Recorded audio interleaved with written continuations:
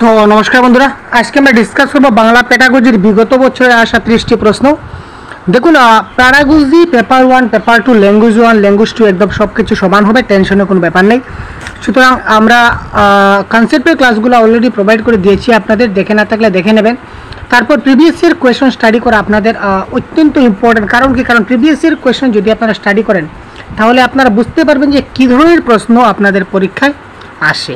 এটা আপনারা অবশ্যই বুঝতে পারবেন যে কী ধরনের প্রশ্ন আসে। তো এই অনুযায়ী যদি আপনারা পাঠদান করেন বা নিজে যদি সেলফ স্টাডি করেন তাহলে 100% একটা ভালো নম্বর পেতে আপনাকে যথেষ্ট সাহায্য করবে। তো চলুন আমরা শুরু করি আমাদের আজকের ক্লাস।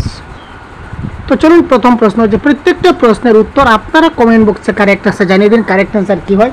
কারণ ধরে নিন এটা আপনাদের একটা সেলফ অ্যাসেসমেন্ট বা নিজে নিজে একটা প্র্যাকটিস, যাতে করে আপনাদেরও কী হবে, একটা সেলফ অ্যাসেসমেন্ট বৃদ্ধি হবে এবং ভালো নম্বর আপনারা 30টা প্রশ্ন ডিসকাস করবো আজকের ক্লাসে। তো তার মধ্যে কতগুলো কারেক্ট হয় আপনারা নিজেদের মধ্যে একটা কনফিডেন্স লেভেল হাই হবে। সুতরাং আপনারা প্রত্যেকটা প্রশ্নের কারেক্ট অ্যান্সার খুব তাড়াতাড়ি আমাদের সঙ্গে কমেন্ট বক্সে জানিয়ে দিন। তবে কারেক্ট অ্যান্সার কী হতে পারে? তো দেখুন, প্রথম প্রশ্ন কী বলেছে, ভাষা অধিগ্রহণ এবং উন্নয়নের সবচেয়ে গুরুত্বপূর্ণ সময় কী? অর্থাৎ কোন সময়ে ভাষা অধিগ্রহণ এবং ভাষা উন্নয়ন সবচেয়ে বেশি হয়? প্রাক প্রসবকালীন সময়কাল, শৈশবকাল, নাকি মধ্য শৈশবকাল, নাকি বয়স সন্ধিকাল?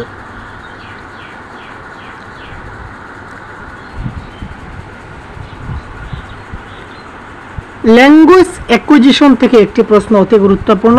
ভাষা অধিগ্রহণ মানে কি? ল্যাঙ্গুয়েজ অ্যাকুইজিশন, অ্যাকোয়ার বা ভাষা অর্জন। আমরা এখানে ভাষা অর্জন না দিয়ে ভাষা অধিগ্রহণ দিয়েছে, একদম জিনিসটা সমান, আপনারা টেনশন নেবেন না। তো ভাষা অধিগ্রহণ এবং উন্নয়নের সবচেয়ে অর্থাৎ কোন সময়ে একটা শিশুর ল্যাঙ্গুয়েজ অ্যাকুইজিশন সবচেয়ে বেশি ডেভেলপমেন্ট হয়? ঠিক আছে ভাই, কোন সময় বলুন তো? প্রাক প্রসবকালীন মানে কি? প্রাক প্রসবকালীন মানে জন্মের আগে কিভাবে শিশুরা ভাষা অ্যাকোয়ার করবে? ঠিক আছে, কিছু শুনবে তখন না অ্যাকোয়ার করবে। তো মাতৃগর্ভে থাকা অবস্থায় সে কিছু শুনতে পাবে, সে যে গ্রহণ করবে। 1 নম্বর প্রশ্নটা কেটে দিন, হলো না। বয়ঃসন্ধিকালে কখনো হয় না, বৃদ্ধ বয়সে বা একটা যখন ম্যাচুরিটি চলে আসে তখন কি ভাষা অধিগ্রহণ হয় না? তো কারেক্ট আনসার এখানে কী হবে? কারেক্ট আনসার হচ্ছে শৈশবকাল। আপনারা যারা শৈশবকাল দিচ্ছেন অসংখ্য ধন্যবাদ আপনাদের। চলুন পরবর্তী প্রশ্ন। এবং এই প্রত্যেকটা ক্লাসের PDF আপনারা পাবেন, কোথায় পাবেন অবশ্যই আমরা জানিয়ে দেবো। শেষ পর্যন্ত সাথে থাকুন, টেনশনের ব্যাপার নাই। নিম্নলিখিত কোনটি লরেন্স কোহেলবার্গ দ্বারা প্রভাবিত নৈতিক বিকাশের একটি পর্যায়? দেখুন, আমরা আমাদের কিন্তু বাংলাতেও, কিন্তু বাংলা ভাষাতেও কোহেলবার্গ জেনারেলি আমাদের CDP টপিক। কোহেলবার্গ বলুন বা আমাদের পিয়াগেট বলুন, তাছাড়া ভাইগোটস্কি বলুন, এই সবগুলা কিন্তু আপনাদের প্যাডাগজি বা CDPতে আমাদের আসে। কিন্তু বাংলা ভাষায়ও কিন্তু কোহেলবার্গ, পিয়াগেট, নম চমস্কি, এই যে সাইকোলজিস্ট থেকে প্রশ্ন কিন্তু আমরা দেখতে পাই। সুতরাং এইগুলাকে যদি আমরা অবহেলা করি তাহলে কিন্তু চলবে না ভাই। কারণ যেহেতু সেখান থেকে CDPরও মার্ক আসছে এবং এই কনসেপ্টটা যদি জানা থাকে তাহলে দুটো ক্ষেত্রে আপনাদের লাভ হতে পারে। নাম্বার 1, CDPর ক্ষেত্রে যদি প্রশ্ন আসে তাহলেও আপনারা এই প্রশ্নের আনসার জানতে পারবেন। তাছাড়া যদি বাংলাতে আসে সেটাও দিতে পারবেন, বা আপনাদের ল্যাঙ্গুয়েজ 2 যদি ইংলিশ হয় সেখানেও কিন্তু আপনাদের হেল্প হবে। তো চলুন দেখে নেই এখানে কি বলেছে। নিম্নলিখিত কোনটি, এটা কোনটি হবে? লরেন্স কোহেলবার্গ দ্বারা প্রস্তাবিত নৈতিক বিকাশের একটা পর্যায়। তিনি নৈতিক বিকাশের একটা পর্যায় কোনটা দিয়েছিলেন? ল্যাটেন্সি স্টেজ, সামাজিক চুক্তি অভিযোজন, কনক্রিট অপারেশনাল পর্যায়, শিল্প বনাম হীনমন্যতার পর্যায়। তো ল্যাটেন্সি স্টেজ বলে তিনি কিছু দেননি। কনক্রিট অপারেশনাল স্টেজ আমাদের পিয়াগেটের দেওয়া। শিল্প বনাম হীনমন্যতা পর্যায়ে সেরকম কোনো কিছু নয়। তো কোহেলবার্গ দিয়েছিলেন কি? সামাজিক চুক্তি অভিযোজন ইজ দ্য রাইট আনসার।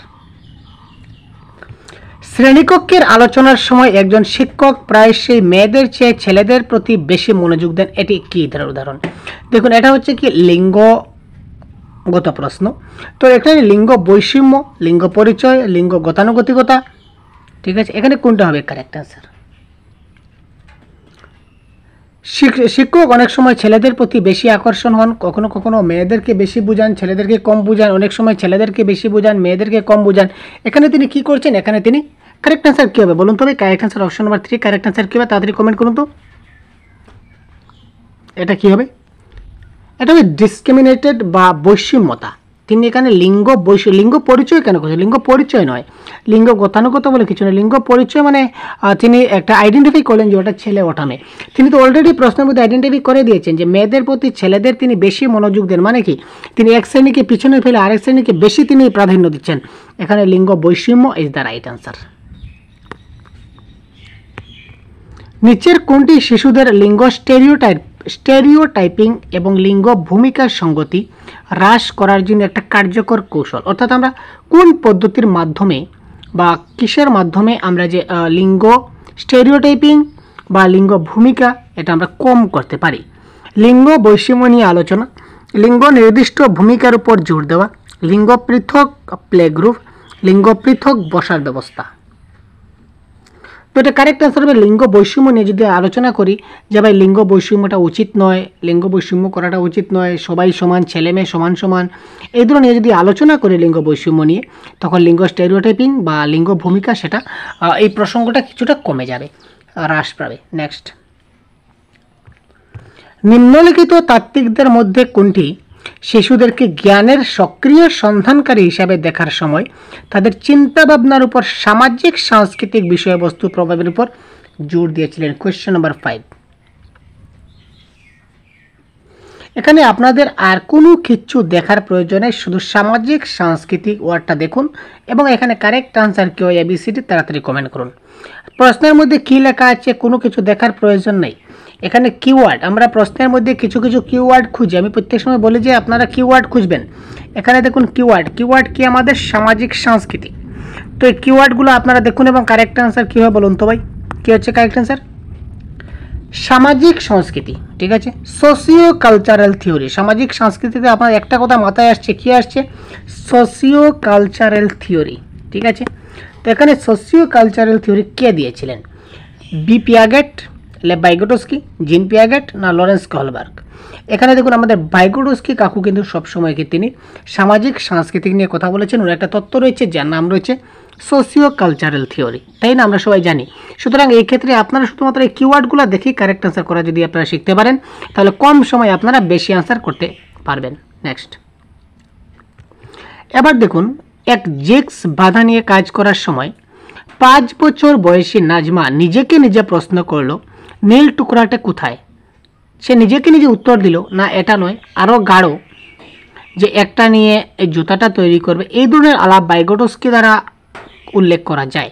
অর্থাৎ সে নিজেকে প্রশ্ন করছে এবং নিজে সলিউশন খোঁজার চেষ্টা করছে। এটা তার কী ধরনের ব্যক্তিগত ভাষণ, উচ্চস্বরে কথা বলা, না ভাড়া, নাকি অহংকারী বক্তৃতা? তো কোয়েশ্চেন নাম্বার 6-এর কারেক্ট আনসার কী হয়ে যাবে? সে নিজে কথা বলছে মানে কি, এটা কি আনসার হবে? এটা হবে কি প্রাইভেট স্পিচ। তো প্রাইভেট স্পিচ মানে কি ভাই? এটা হচ্ছে কি ব্যক্তিগত ভাষণ ইজ দ্য রাইট আনসার। তারপর দেখুন শিশুদের সংকেত প্রদান এবং প্রয়োজন হিসাবে এবং যখন প্রয়োজন হিসাবে সমর্থন প্রদান করা হয় একটি উদাহরণ। শিশুদের সংকেত প্রদান এবং প্রয়োজন হিসাবে তাকে আমরা সমর্থন যখন দেই তখন এটা কিসের উদাহরণ হয়? শক্তি বৃদ্ধি, না কন্ডিশনার, না মডেলিং, না ভাড়ার? কোয়েশ্চন নাম্বার 7-এর কারেক্ট আনসার কী হবে বলুন তো? একটা শিশুদের আমরা কী করব? সংকেত প্রদান করব এবং প্রয়োজন অনুসারে তারা আমরা সমর্থন করব। এটা একটা কিসের উদাহরণ? এটা একটা ভাড়ারের উদাহরণ, মানে তাকে আমরা কি করছি? সাপোর্ট করছি, ঠিক আছে ভাই। নেক্সট দেখা যাক, নিম্নলিখিত আচরণগুলির মধ্যে কোনটি জিন পিয়াগেট দ্বারা প্রভাবিত কনক্রিট অপারেশন পর্যায় চিহ্নিত করে? জিন পিয়াগেটে কয়টা স্টেজের কথা বলেছিলেন? কয়টা পর্যায়? 4টা।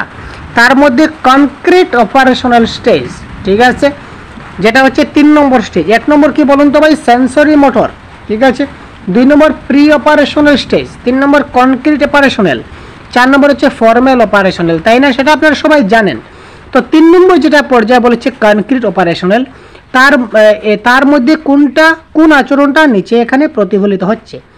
1 নম্বর অপশনে কি বলেছে দেখুন, হাইপোথেটিক ডিডাকশন যুক্তি মানে প্রপোজিশনাল থট, তারপর সংরক্ষণ শ্রেণী অন্তর্ভুক্ত, বিলম্বিত অনুকরণ মানে বস্তুর স্থায়িত্ব, না মেক ইমান খেলা মানে চিন্তার অপরিবর্তনীয়তা? কারেক্ট আনসার কি হবে? কোয়েশ্চন নাম্বার 8, এটা কারেক্ট আনসার হবে সংরক্ষণ শ্রেণী অন্তর্ভুক্ত ইজ দ্য রাইট আনসার।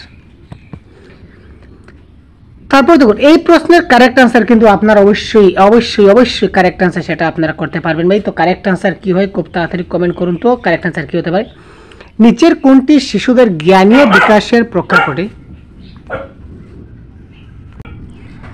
একটি পিয়াজিয়ান নির্মাণ, এখানে অর্থাৎ জ্ঞানের বিকাশের ক্ষেত্রে এখানে নিচের কোনটি পিয়াজের উক্তি বা পিয়াজে কোন তথ্যটা দিয়েছিলেন, এটা হচ্ছে কথা। এখানে নিচের যে ওয়ার্ডগুলো রয়েছে ওয়ার্ডগুলো দেখে আপনাদের কি মনে হয় যে কোন ওয়ার্ডটা পিয়াগেট দিয়েছিলেন? স্কিমা, পর্যবেক্ষণমূলক শিক্ষা, কন্ডিশনার না শক্তি বৃদ্ধি? এখানে প্রশ্ন দেখুন কিভাবে ঘুরিয়ে ফিরিয়ে আসছে ভাই আপনাদের মাথাটা নষ্ট করার জন্য। কিন্তু যদি আপনি সবগুলো জিনিস ছেড়ে দিন, এখানে শুধু দেখুন জ্ঞানীয় বিকাশ মানে কি কগনিটিভ ডেভেলপমেন্ট, আর কগনিটিভ ডেভেলপমেন্ট কে বলেছিলেন? পিয়াগেট বলেছিলেন। এখানে পিয়াজিয়ান রয়েছে। তো পিয়াজের মতে কগনিটিভ ডেভেলপমেন্টের ক্ষেত্রে নিচের কোন ওয়ার্ডটা পিয়াগেট ইউজ করেছিলেন বা ব্যবহার করেছিলেন? দেখুন কারেক্ট অ্যান্সার কী হয়। পিয়াগেট কিন্তু সবসময় বলেছিলেন স্কিমার কথা, আপনারা মনে আছে? পিয়াগেট কিন্তু পর্যবেক্ষণমূলক, কন্ডিশনার, শক্তিবৃদ্ধি এই কোনো কথা বলেননি। তিনি সবসময় স্কিমার কথা বলেছিলেন, অ্যাসিমিলেশনের কথা বলেছিলেন, অ্যাকোমোডেশনের কথা বলেছিলেন। তো সুতরাং যেহেতু এখানে স্কিমা রয়েছে সুতরাং schema is the correct answer.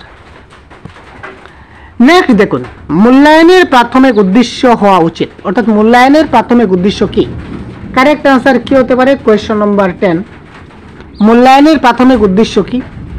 শিক্ষার্থীদের ক্রম প্রদান করা, সম্পর্কিত ধারণাগুলি সম্পর্কে শিশুদের স্বচ্ছতা এবং বিভ্রান্তিগুলি বোঝা, শিক্ষার্থীদের তাদের স্কোর অনুযায়ী লেভেল করা, পাস চিহ্নিত করা এবং রিপোর্ট কার্ডগুলিতে ব্যর্থ হওয়া। কারেক্ট আনসার কি হয় তাড়াতাড়ি কমেন্ট বক্সে পিন করুন।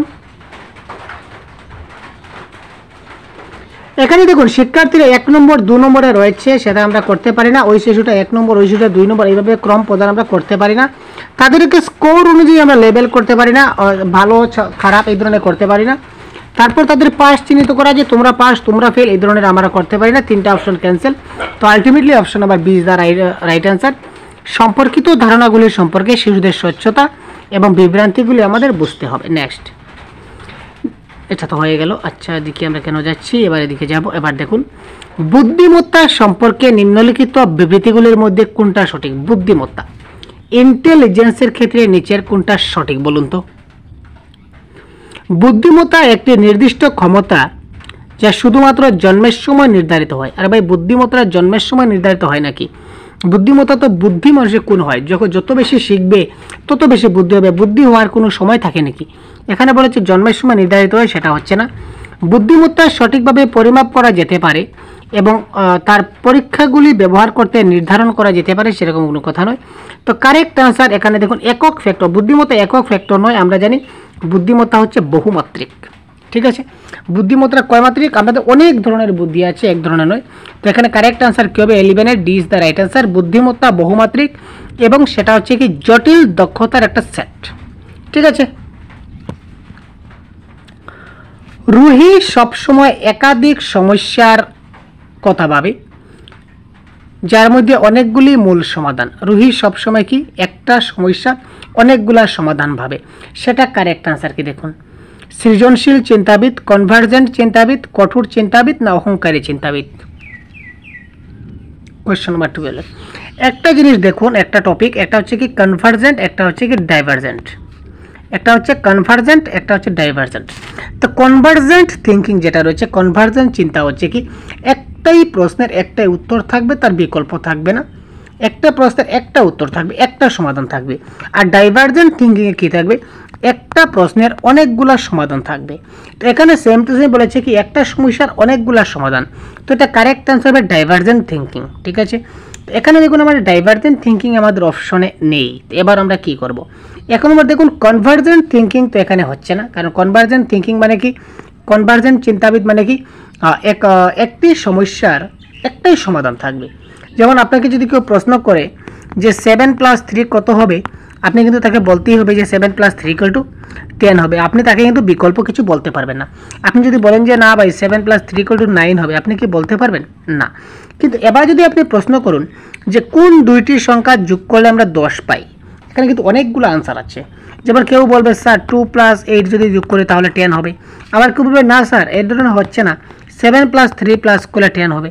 আবার কেউ বলবে না স্যার 1 + 9 করলে আমাদের 10 হবে। এবার দেখুন প্রশ্ন আপনি করেছিলেন কি, একটা প্রশ্ন করেছিলেন যে কোন দুইটি সংখ্যা প্লাস করলে 10 হবে, আনসার কিন্তু অনেকগুলো বেরিয়ে আসলো, তাই না? তো এটা হচ্ছে একটি সমস্যার একাধিক সমাধান, that is called divergent thinking. তো এখানে কনভার্জেন্ট হচ্ছে কি, কনভার্জেন্ট এই ধরনের যে 2 + 8 = কত হবে, এটা ফিক্সড আনসার থাকবে। ফিক্স আনসারটা কি থাকবে? ফিক্স। এই 10 ছাড়া আপনি আর কিছু এখানে বসাতে পারবেন না। তো এখানে বলেছে কি একটি সমস্যার একাধিক সমাধান, তো এটা কনভার্জেন্ট হবে না। এখানে কঠোর চিন্তাধারা কি ব্যাপার রয়েছে, কঠোর চিন্তাধারা না, অহংকারী চিন্তাবিদ না, এটা কারেক্ট আনসার। যদি অপশনে ডাইভার্জেন্ট চিন্তাবিদ থাকতো তখন ডাইভার্জেন্ট হতো, কিন্তু যেহেতু ডাইভার্জেন্ট নাই সুতরাং সৃজনশীল চিন্তাবিদ is the right answer. Creativity thinking, একটি সমস্যার একাধিক চিন্তা করে, তার মানে কি, তার মধ্যে সৃজন ক্ষমতাটা রয়েছে, হ্যাঁ নিজে নিজে কিছু একটা চিন্তা করে বের করতে তার ক্ষমতাটা রয়েছে। নেক্সট, শিক্ষাদানে একটি বঞ্চিত গোষ্ঠীর শিক্ষার্থীদের কম অংশগ্রহণের পরিস্থিতিতে শেখার প্রক্রিয়া একজন শিক্ষকের এই ক্ষেত্রে কী করা উচিত? শিক্ষাদানে একজন শিক্ষার্থী কি রয়েছে, বঞ্চিত গোষ্ঠীর, ঠিক আছে, তো একটু পিছপড়া শ্রেণীর একজন শিক্ষার্থী রয়েছে, সে আপনার স্কুলে কম আসে, তো এই ক্ষেত্রে তাকে আপনি কিভাবে শেখাতে পারেন? শিশুদের স্কুল থেকে সরে যেতে বলবেন, কোয়েশ্চন নম্বর 13। কখনো আমরা তাকে স্কুল থেকে সরে যাও সেটা বলতে পারি না। এই পরিবেশ যেমন আছে তেমনিভাবে গ্রহণ করুন। সে যদি বঞ্চিত অবস্থায় থাকে আর বঞ্চিতই থাকে তাহলে আমি শিক্ষাদান কাকে করব? হচ্ছে না। এই ধরনের শিক্ষার্থীর কাছ থেকে প্রত্যাশা কমিয়ে না। কেন প্রত্যাশা কমাবো? প্রত্যেক শিশুদের থেকে প্রত্যাশা আমার রাখতে হবে যে আমার প্রত্যেকটা শিশুকে সমান চোখে দেখতে হবে, সেও যাতে ভালো করে সেদিকে চিন্তা করতে হবে। So correct answer option number D. তার নিজের শিক্ষার প্রতিফলন ঘটান এবং শিক্ষার্থীদের সম্পৃক্ত উন্নত করার উপায় খুঁজে বের করুন। তাকে এই সমস্যা থেকে, সে যে বঞ্চিত গোষ্ঠীর মধ্যে রয়েছে, এই যে পরিস্থিতির মধ্যে রয়েছে, এই পরিস্থিতি থেকে তাকে আমি কী করে বের করতে পারি তার উপায়টা আপনি তাকে খুঁজে বের করুন, খুঁজে বের করে তাকে উপায়টা জানিয়ে দিন।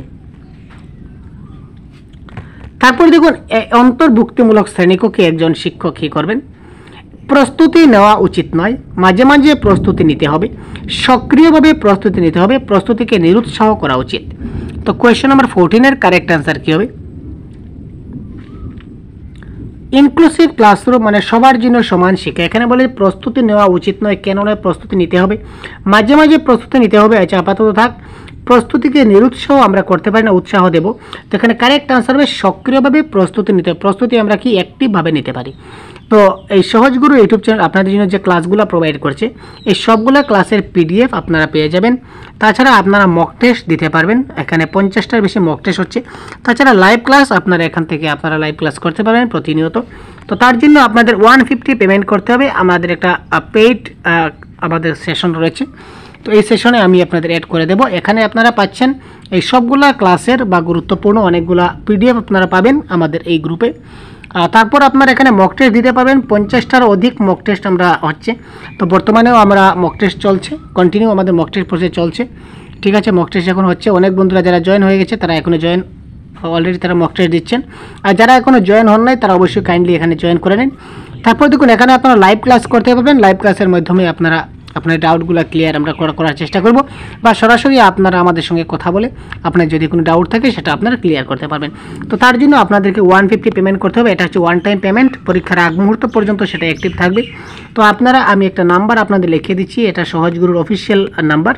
তো এই নাম্বারে আমাদের পেটিএম ফোনপে রয়েছে, তো এই নাম্বারে আপনারা পেটিএম করুন বা ফোনপেতে আপনারা 150 পেমেন্ট করে সেম নাম্বারে হোয়াটসঅ্যাপ আছে, যদি স্ক্রিনশটটা পাঠিয়ে দেন আমরা আপনাদেরকে অ্যাড করে দেবো গ্রুপে, আর এই গ্রুপে আপনারা সবগুলো পেয়ে যাবেন।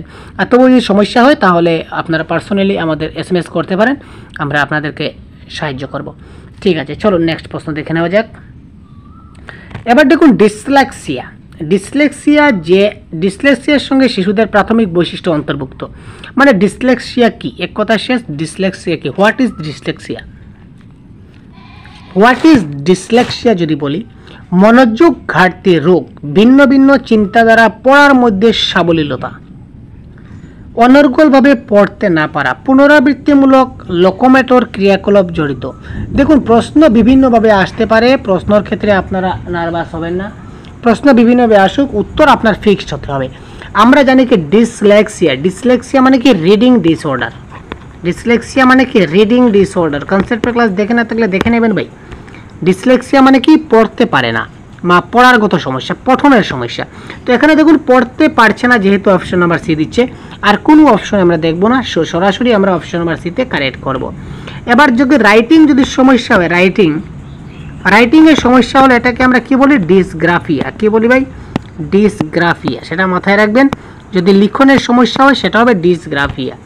যদি তার ম্যাথসের বা গাণিতিক যদি কোনো সমস্যা হয় তখন সেটা হবে কি, ডিসক্যালকুলি। আপনারা সহজে মনে রাখতে পারবেন কারণ আমরা ক্যালকুলেটারে কী করি, প্লাস মাইনাস ইন্টু করি, এটা অঙ্কের কাজে বা গণিতের কাজে সাহায্য করে। তো যে ব্যক্তি ম্যাথসের সমস্যা হচ্ছে, যে শিশু, তার কী ধরনের সঙ্গে সম্পর্কযুক্ত, সেটা হবে কি ডিসক্যালকুলিয়ার সঙ্গে সে সম্পর্ক যুক্ত।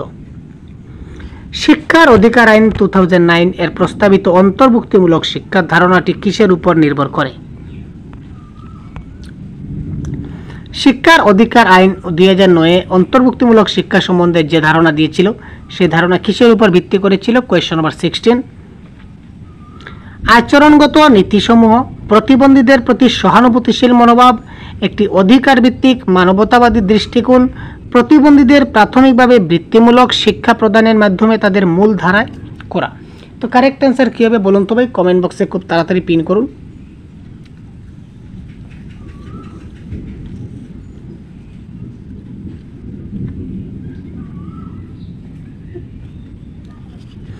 এটা কারেক্ট আনসার হবে শিক্ষার অধিকার আইন 2009 যেটা প্রস্তাব করেছিল সেটা কি হবে? আপনাদের মনে কি হচ্ছে কমেন্ট করুন না ভাই। আপনাদের মনে কি হচ্ছে কারেক্ট আনসারটা কমেন্ট করবেন, কি ব্যাপার, আপনাদের কি লাগছে কারেক্ট আনসার? এই কারেক্ট আনসার অপশন সি হবে ভাই।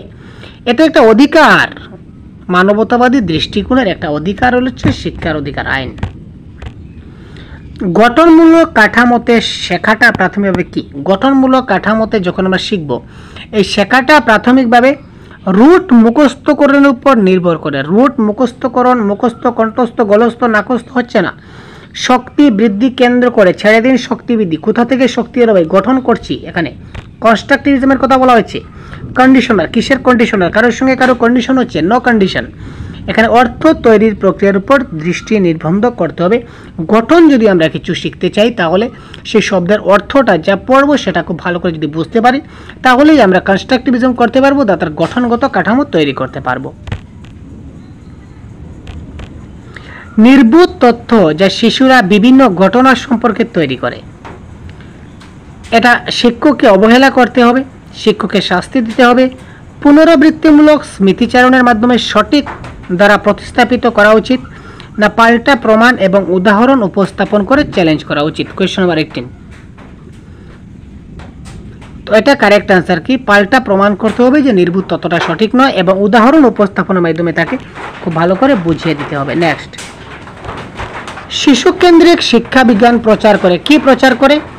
পাঠ্য বইয়ের উপর একচাটিয়া নির্ভরতা, শিশুদের অভিজ্ঞতাকে প্রাধান্য দেওয়া, না ঘূর্ণায়মান স্মৃতি, না যোগ্যতার উপর ভিত্তি করে শিক্ষার্থীদের লেভেল এবং শ্রেণীবিন্যাস? তো এটা কারেক্ট অ্যান্সার শিশুদের অভিজ্ঞতা যেখানে আপনি দেখছেন সেটাকে আপনাকে কী করতে হবে? প্রাধান্য দিতে হবে। শিশু কেন্দ্রিক শিক্ষা বিজ্ঞানে শিশুদের অভিজ্ঞতাকে কী করে? প্রাধান্য দেয়। আবেগ এবং জ্ঞান একে অপরের কি হয়? আবেগ এবং জ্ঞানটা একে অপরের থেকে সম্পূর্ণ আলাদা হবে, নাকি স্বাধীন হবে, না এর সাথে বুনা হবে, না এর সাথে সম্পর্কিত নয়? তো আবেগ এবং জ্ঞান একে অপরের কি হবে ভাই? কারেক্ট আনসার কি হচ্ছে? একে অপর ইন্টার রিলেটেড, আন্তঃবুনা ইজ দ্য রাইট আনসার। শেখার বিষয়ে নিম্নলিখিত বিবৃতিগুলির মধ্যে কোনটা গঠনমূলক দৃষ্টিকোণ থেকে সঠিক? আমরা শিক্ষণের বিষয়ে আলোচনা করছি, এখানে বলেছে যে গঠনমূলক দৃষ্টিকোণ থেকে কোনটা সঠিক সেটা বলতে হবে। বলুন তো ভাই কারেক্ট আনসার কি হবে? শেখা হচ্ছে প্রজনন এবং স্মরণের প্রক্রিয়া, শেখা হচ্ছে রুট মুখস্থ করার প্রক্রিয়া, শেখার পুনরাবৃত্তি সমিতি দ্বারা আচরণের কন্ডিশনার, শেখা হলো সক্রিয় প্রবৃত্তি দ্বারা জ্ঞান নির্মাণের প্রক্রিয়া। এখানে কারেক্ট আনসার কী হতে পারে বন্ধুরা? দেখুন, শেখার বিষয়ে নিম্নলিখিত বিবৃতিগুলির মধ্যে কোনটা গঠনমূলক দৃষ্টিকোণ? অর্থাৎ 1 নম্বরে দেখুন, অপশন নম্বরে শেখার সঙ্গে প্রজনন মানে কি? জন্ম বা ইত্যাদি রিলেটেড সম্পর্ক, যেটা আমরা জন্মগত যে পদ্ধতি সেটাকে বলা হয় প্রজনন প্রক্রিয়া। তো এই প্রক্রিয়ার সঙ্গে শেখার কোনো সম্পর্ক নেই, সুতরাং 1 নম্বর অপশনটা ক্যান্সেল। রুট মুখস্থ করা, মুখস্থ, কণ্ঠস্থ, গলস্থ, এই অপশনগুলো আমরা কেটে দিতে পারি। আর তারপর বলেছে শেখার পুনরাবৃত্তির সমিতি, এখানে কোনো সভা সমিতির দ্বারা আমরা শিখি না, আমরা সবভাবেই শিখতে পারি, কোনো পার্টিকুলার কোনো কন্ডিশন বা কন্ডিশনার থাকে না আচরণের। সুতরাং correct answer option number D, শেখা হলো সক্রিয় প্রবৃত্তি দ্বারা অ্যাক্টিভ। যেখানে সক্রিয় বা অ্যাক্টিভ থাকবে এটা হচ্ছে পজিটিভ ওয়ার্ড, আমি আপনাদের বারবার বলেছি, যেখানে সক্রিয় বা অ্যাক্টিভলি শিশুরা যেখানে শিখবে এটা হবে কারেক্ট আনসার। সুতরাং এটা কারেক্ট আনসার হচ্ছে শেখা হলো সক্রিয় প্রবৃত্তি দ্বারা জ্ঞান নির্মাণের প্রক্রিয়া। তারপর দেখুন স্পষ্ট উদাহরণ এবং উদাহরণের সঙ্গে ছাত্রদের উপস্থাপন করার যে পদ্ধতি সেটা কি। ধারণাগত পরিবর্তনকে উৎসাহিত করার একটা কার্যকর উপায়, শিক্ষার্থীর মনে বিভ্রান্তির সৃষ্টি করে, ধারণাগুলি সম্পর্কে তাদের বোঝার ক্ষেত্রে ফাঁক সৃষ্টি করে, ধারণাগত বোঝার পরিবর্তে পদ্ধতিগত জ্ঞানের উপর দৃষ্টি নিবদ্ধ করে। তো এখানে কারেক্ট অ্যান্সার কী হবে বলুন তো, কী হতে পারে? Question number 22 correct answer. খুব তাড়াতাড়ি আপনাদের কি মনে হয় কারেক্ট অ্যান্সার কী হতে পারে ভাই? দেখুন, শিক্ষার্থীর মনে বিভ্রান্তির সৃষ্টি করে। আমরা যদি শিক্ষার্থীকে যদি একটা স্পষ্ট উদাহরণ দিয়ে যদি বুঝিয়ে দেই, তাহলে কি তার মনে বিভ্রান্তি দেবে? মোটেই না। সুতরাং অপশন নাম্বার বি হচ্ছে না। ধারণাগুলি সম্পর্কে তাদের বোঝার ক্ষেত্রে ফাঁক সৃষ্টি করে। সে যে বুঝবে, বোঝার ক্ষেত্রে কী করে ফাঁক? ফাঁক মানে কি? মানে জিনিসগুলো ঠিকঠাক বুঝতে পারছে না, অর্ধেক বুঝছে না, সেরকম কোনো কথা নয়। ধারণাগত বোঝার পরিবর্তে, আরে আমি ধারণা স্পষ্ট উদাহরণ দিয়ে ধারণা বোঝাতে চাইছি, তাহলে পদ্ধতিগত জ্ঞান কোথা থেকে আসলো? সুতরাং অপশন নাম্বার এ হচ্ছে কারেক্ট আনসার। ধারণাগত পরিবর্তনকে আমরা উৎসাহিত করার একটা কার্যকর উপায়। স্পষ্ট উদাহরণ দিলে তাদের মনে শেখার যেটা ধারণা পরিবর্তন বা শেখনের উৎসাহ তার মধ্যে বৃদ্ধি পাবে। নেক্সট দেখুন, বারবার শিশুদেরকে শিক্ষামূলক কাজে যুক্ত হতে বলা হয় শাস্তি এড়ানোর জন্য অথবা পুরস্কার পাওয়ার জন্য তাকে কি করা হয়? বাহ্যিক প্রেরণা হ্রাস করে, আভ্যন্তরীণ প্রেরণা বৃদ্ধি করে, শিশুদের কর্মদক্ষতা লক্ষ্যের পরিবর্তে দক্ষতার দিকে মনোনিবেশ করতে উৎসাহিত করে, শেখার সাথে জড়িত শিশুদের স্বাভাবিক আগ্রহ এবং কৌতূহল হ্রাস করে। বারবার তাকে যদি আমরা পুরস্কার দেওয়ার প্রবণতা তৈরি করি, তাহলে তার যেটা আগ্রহ এবং কৌতূহল সেটা কমে যাবে। সুতরাং option number D is the right answer. শেখার সঙ্গে জড়িত শিশুদের স্বাভাবিক আগ্রহ এবং কৌতূহল হ্রাস করবে। তারপর দেখুন, নিম্নলিখিত অনুশীলনগুলির মধ্যে কোনটা অর্থপূর্ণ শিক্ষার প্রচার করছে? Option number 24 question number option কী হবে? শারীরিক শাস্তি, সমবায় শিক্ষার পরিবেশ, ক্রমাগত ব্যাপক মূল্যায়ন, ক্রমাগত তুলনামূলক মূল্যায়ন। কোনটি বলেছে অর্থপূর্ণ শিক্ষার প্রচার করবে অনুশীলনের ক্ষেত্রে? 1 নম্বর অপশন দেখুন, শারীরিক শাস্তি। আপনারা দেখা মাত্র কেটে দিন, কারণ শারীরিক শাস্তি আমরা শিশুদেরকে দেই না। অপশন নাম্বার 1 ক্যান্সেল গেল। ক্রমাগত তুলনামূলক মূল্যায়ন, আমরা কোনো শিশুদেরকে তুলনা করতে পারি না যে ওই শিশুটা ভালো ওই শিশুটা খারাপ, সেই ধরনের করতে পারি না। ক্রমাগত ব্যাপক মূল্যায়ন, সিসি, এখানে সিসির কোনো কথা উল্লেখ নেই বা সিসি এই রিলেটেড কোনো কিছু নয় এই প্রশ্নের ভিত্তিতে। সুতরাং কারেক্ট অ্যান্সার হবে সমবায় শিক্ষার পরিবেশ, অপশন নাম্বার বি। শিক্ষকরা কিভাবে শিশুদের মধ্যে জটিল ধারণাগুলি বোঝার সুবিধা দিতে পারেন? অপশন নাম্বার 25 কারেক্ট অ্যান্সার কী হবে? খুব তাড়াতাড়ি কমেন্ট করুন। বক্তৃতা প্রদানের মাধ্যমে, প্রতিযোগিতামূলক অনুষ্ঠানের আয়োজন করা, পুনরাবৃত্তিমূলক যান্ত্রিক ড্রিল করা, অন্বেষণ এবং আলোচনার সুযোগ করে দেওয়া। কারেক্ট অ্যান্সার কী হবে বলুন তো? শিক্ষকরা কিভাবে শিশুদের মধ্যে জটিল ধারণাগুলি বোঝার সুবিধা দিতে পারে? তো এখানে দেখুন, আলাপ আলোচনা, সুযোগ সুবিধা, এর থেকে পজিটিভ ওয়ার্ড কী হতে পারে? আমরা পজিটিভ ওয়ার্ডগুলো যদি জানা না থাকে তো এক্ষুনি আমাদের চ্যানেলে রয়েছে, আপনি সার্চ করুন, ইউটিউবে গিয়ে সার্চ করবেন পজিটিভ নেগেটিভ ওয়ার্ড সহজ গুরু, তখন আপনি পেয়ে যাবেন আমাদের ক্লাস। তো এখান থেকে আপনি দেখতে পারেন পজিটিভ নেগেটিভ ওয়ার্ডগুলো, এটা দেখা মাত্র আপনি কারেক্ট আনসার করতে পারবেন। আলাপ আলোচনা যেখানে থাকবে তার থেকে ভালো আনসার কোনো কিছু হবে না। তারপরে সুযোগ সুবিধা শিশুদেরকে দিতে হয়, সুতরাং অপশন নাম্বার ডিতে 2টা পজিটিভ ওয়ার্ড, সুতরাং option number D is the right answer. Next question দেখি। একজন প্রাথমিক বিদ্যালয়ের শিক্ষক শিশুদের দ্বারা কার্যকর সমাধানকারী হতে উৎসাহিত করতে পারেন। একজন প্রাথমিক বিদ্যালয়ের শিক্ষক শিশুদের দ্বারা যে সমাধান তিনি পেয়েছেন এতে তিনি উৎসাহিত করতে পারেন প্রতিটি ছোট ছোট কাজের জন্য বস্তুব্যাপী পুরস্কার প্রদান করা, শুধুমাত্র পদ্ধতিগত জ্ঞানের উপর জোর দেওয়া, ভুল উত্তর বাতিল এবং শাস্তি প্রদান করা, শিশুদের সজ্ঞাত অনুমান করতে উৎসাহিত করা এবং তারপরে একই বিষয়ে চিন্তা ভাবনা করা। দেখুন, পজিটিভ নেগেটিভ ওয়ার্ডগুলো জানা থাকলে আপনার কতটুকু কাজে লাগে আপনি নিজেই ভাবতে পারছেন না। কারণ এখানে দেখুন অপশন নাম্বার বিতে দিয়েছে শুধুমাত্র। আমি আমার যে এই পজিটিভ নেগেটিভ ওয়ার্ডের ক্লাসে এই শব্দটা দিয়েছিলাম যে শুধুমাত্র কেবলমাত্র এই ধরনের অপশন আপনি যেখানে পাবেন সঙ্গে সঙ্গে অপশনটা এলিমিনেট করে দেবেন, কারণ এই অপশনটা আপনার কারেক্ট অ্যান্সার হচ্ছে না। সুতরাং এখানে শুধুমাত্র দিয়েছে, তার মানে এই অ্যান্সারটা আমার হচ্ছে না, এই অ্যান্সারটা আমি কেটে নিলাম, শুধুমাত্র এখানে অপশনটা কারেক্ট নয়। শাস্তি প্রদান করব, অপশন নাম্বার সি। সুতরাং শিশুদেরকে কখনো আমরা শাস্তি প্রদান করি না, সেটা নেগেটিভ ওয়ার্ড। শারীরিক মানসিক যে কোনোভাবে শাস্তি আমরা প্রদান করতে পারি না। তারপর দেখুন, প্রতিটি ছোটো ছোটো কাজের জন্য বস্তুব্যাপী পুরস্কার, আমি ছোটো ছোটো কাজের জন্য সবসময় পুরস্কার দেব, এত পুরস্কার দিতে গেলে আমার অনেক টাকার প্রয়োজন, টাকাগুলো কোথা থেকে আসবে, তাই না? টাকাগুলো কোথা থেকে আসবে আমি তাকে যে পুরস্কার প্রদান করব? ঠিক আছে, 1-2টা পুরস্কার দিয়ে দিলাম কোনো সময় তার উৎসাহ বৃদ্ধি করার জন্য, কিন্তু সব সময় যে প্রত্যেকটা কাজের জন্য আমি পুরস্কার প্রদান করব সেটা হচ্ছে না। কারেক্ট অ্যান্সার কি? Option number D. শিশুদের স্বজ্ঞাত অনুমান করতে তাকে আমার উৎসাহিত করতে হবে।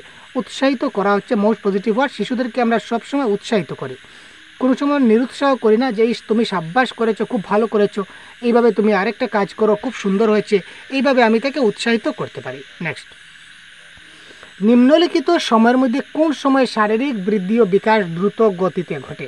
কোন সময় শিশুদের শারীরিক বৃদ্ধি এবং বিকাশ দ্রুত গতিতে ঘটবে? শৈশবকাল, প্রারম্ভিক শৈশব এবং মধ্য শৈশব এবং কৈশোর, বয়ঃসন্ধিকাল এবং বয়ঃসন্ধিকাল। তো এটা কারেক্ট অ্যান্সার হবে শৈশবকাল। শৈশব এবং শৈশবকাল অপশন নাম্বার এ দেখতে পাচ্ছেন, এটা হবে কারেক্ট অ্যান্সার। কারণ কি? শৈশবকালে শিশুদের শারীরিক বৃদ্ধি ও বিকাশ খুব র্যাপিডলি বৃদ্ধি হয়। নিচের কোনটি উন্নয়নের নীতি নয়? দেখুন, উন্নয়নের নীতি, উন্নয়ন মানে কি? ডেভেলপমেন্ট, বিকাশ আমরা বলতে পারি। প্রশ্ন এইভাবে আসতে পারে, নিচের কোনটি বিকাশের নীতি নয়? আনসার কিন্তু সেম হবে উন্নয়ন আজীবন। এটা ঠিক আছে, কারণ উন্নয়ন আমাদের আজীবন হয়, মানে বিকাশ আমাদের সারা জীবন, জন্ম থেকে মৃত্যু পর্যন্ত, এমনকি জন্মের আগ থেকে মাতৃগর্ভে থাকা অবস্থায় কিন্তু বিকাশ হয়। টু টম আমরা বলতে পারি, বিকাশ আজীবন, এটা সত্য। উন্নয়ন পরিবর্তনশীল, আমরা জানি পরিবর্তনযোগ্য, ঠিক আছে। বিকাশ আমাদের পরিবর্তন হয়, তাই না? কোনো সময় আমরা আজকের যে আমার বুদ্ধি রয়েছে, সেই বুদ্ধিটা কি আমার সারা জীবন থাকবে, না বুদ্ধিটা বাড়বে? নিশ্চয়ই বুদ্ধিটা বাড়বে। আমার আগে ততক্ষণ জ্ঞান ছিল না, এখন অনেক জ্ঞান বৃদ্ধি হয়েছে, বা ভবিষ্যতে আরও জ্ঞান বৃদ্ধি হবে। বা আপনারও সেম, আগে কিন্তু তেমন জ্ঞান ছিল না, এখন অনেক জ্ঞান বৃদ্ধি হয়েছে, আরও অনেক জ্ঞান বৃদ্ধি হবে, মানে কি? সেটা পরিবর্তন হচ্ছে। সুতরাং বিকাশ কি? পরিবর্তনযোগ্য। উন্নয়ন বংশগতি এবং পরিবেশের দ্বারা প্রভাবিত হয়। ইয়েস, আপনার বংশগতি এবং পরিবেশের উপর, হেরিডিটি এবং এনভায়রনমেন্টের উপরে কিন্তু ডেভেলপমেন্টটা নির্ভর করে। আপনি যে পরিবেশে বসবাস করছেন, এই পরিবেশ যদি আপনার ভালো হয়, তখন ডেভেলপমেন্ট আপনার ভালো হবে। উন্নয়ন সার্বজনীন এবং সাংস্কৃতিক বিষয়বস্তু এটি প্রভাবিত করে না বলেছে। দেখুন, এখানে নীতি নয়, কিন্তু এটা প্রভাবিত করে, কারণ উন্নয়ন আমরা সাংস্কৃতিক, যেরকম আমরা সামাজিক সাংস্কৃতিক দিক দিয়ে কিন্তু আমাদের উন্নয়নটা নির্ভর করে। এখানে বলেছে প্রভাবিত করবে না, সুতরাং option number D is the right answer. উন্নয়নের নীতি নয় বলেছে, সুতরাং এটা নীতি নয়। কারেক্ট অ্যান্সার এখানে কি হওয়া উচিত ছিল? বিকাশ বা উন্নয়ন সার্বজনীন এবং সাংস্কৃতিক বিষয়বস্তু এটি একটা প্রভাবিত করে, এটা কারেক্ট হতো, কিন্তু এখানে না দিয়েছে, সুতরাং নীতি নয়, সুতরাং এটা একটা নীতি নয়। নেক্সট প্রশ্ন, পৃথক বৈচিত্র্যের প্রাথমিক কারণ কি? জন্মদাতা পিতামাতার কাছ থেকে প্রাপ্ত জেনেটিক কোড, জন্মগত বৈশিষ্ট্য, পরিবেশগত প্রভাব, নাকি বংশগতি এবং পরিবেশের মধ্যে জটিল সম্পর্ক? এইমাত্র আমরা বললাম যে পৃথক বৈচিত্র্য বা ডেভেলপমেন্ট হতে গেলে আমাদের বংশগতি এবং পরিবেশ, হেরিডিটি এবং এনভায়রনমেন্ট দুটা কিন্তু মিক্সড আছে। সুতরাং option number D is the right answer. বংশগতি এবং পরিবেশের মধ্যে জটিল আন্তঃসম্পর্ক আমাদের কী করতে হবে? থাকতে হবে। নেক্সট প্রশ্ন, আজকের ক্লাসে সর্বশেষ প্রশ্ন দেখি, কারেক্ট অ্যান্সার কি আপনারা বলুন তো। নিচের কোনটি গৌণ সামাজিক? আমাদের প্রাথমিক সামাজিকরণ রয়েছে এবং গৌণ সামাজিকরণ রয়েছে। প্রাথমিক মানে কি? জন্মের পরেই বা সর্বপ্রথমে আমাদের যে প্রাইমারি সোশ্যালাইজেশন এজেন্ট, এটা দুইটা সোশ্যালাইজ এজেন্ট রয়েছে, সোশ্যালাইজেশন চ্যাপ্টারে আপনারা দেখবেন। একটা হচ্ছে প্রাথমিক সোশ্যালাইজেশন, একটা হচ্ছে সেকেন্ডারি। তো পরিবার এবং প্রতিবেশী আমাদের প্রাথমিক হয়, পরিবার এবং প্রতিবেশী আমাদের কি? প্রাথমিক। তো যেহেতু পরিবার এবং প্রতিবেশী, দেখুন পরিবার রয়েছে অপশন নাম্বার এতে, পরিবার রয়েছে অপশন নাম্বার বিতে, আর অপশন নাম্বার ডিতে রয়েছে প্রতিবেশী।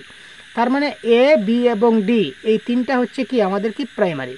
মিডিয়া কিন্তু সেকেন্ডারি, ঠিক আছে, কিন্তু এখানে মিডিয়ার সঙ্গে কিন্তু প্রতিবেশী অ্যাড করে দেওয়া আছে, সুতরাং এটা কারেক্ট আনসার হলো না।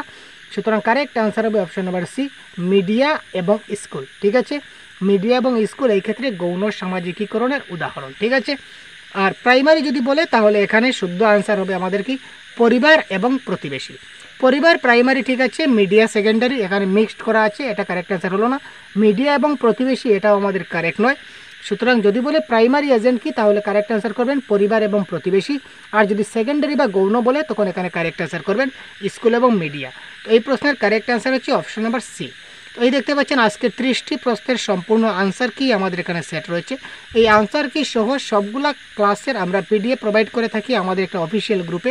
তো আপনি যদি এই গ্রুপে জয়েন হতে চান তাহলে অবশ্যই 150 পেমেন্ট করে আমাদের সহজ গুরু অফিসিয়াল নাম্বারে আপনি পাঠিয়ে দিতে পারেন। 150 পেমেন্ট করলে ভিডিও ডেসক্রিপশনে আপনি নাম্বার পেয়ে যাবেন। তো এই নাম্বারে যদি পেটিএম রয়েছে, এখানে পেটিএম করলে আপনারা প্রত্যেকটা ক্লাসের পিডিএফ এবং 50টার বেশি মক টেস্ট আপনারা পাবেন, লাইভ ক্লাস সবগুলো আপনারা এই গ্রুপে পেয়ে যাবেন, আমরা এখানে দিয়ে থাকি। সুতরাং যারা জয়েন হয়ে গেছেন তারা এখনই পাচ্ছেন, তাতে কোনো নো ডাউট।